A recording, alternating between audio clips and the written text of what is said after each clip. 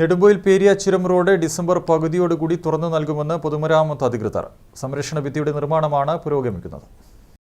നെടുമ്പോയിൽ മാനന്തവാടി പാതയിലെ പേരിയ ചുരം റോഡിന്റെ പുനർനിർമ്മാണം പൂർത്തിയാക്കി ഡിസംബർ പകുതിയോടെ തുറന്നുകൊടുക്കുമെന്ന് ജില്ലാ ദുരന്ത നിവാരണ സമിതി യോഗത്തിൽ പൊതുമരാമത്ത് വകുപ്പ് എക്സിക്യൂട്ടീവ് എഞ്ചിനീയർ അറിയിച്ചു.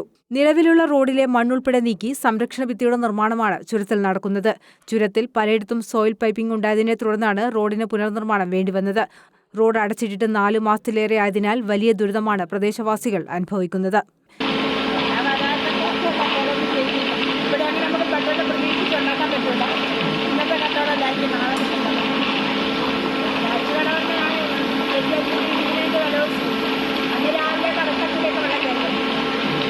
പേരിയ ചുരം റോഡ് അടച്ചിട്ടതിനെ തുടർന്ന് നിലവിൽ കണ്ണൂർ ഭാഗത്തു നിന്ന് വയനാട്ടിലേക്ക് കൊട്ടിയൂർ പാൽച്ചുരം വഴിയാണ് വാഹനങ്ങൾ കടന്നുപോകുന്നത്.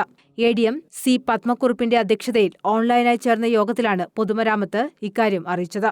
News bureau, Peravoor.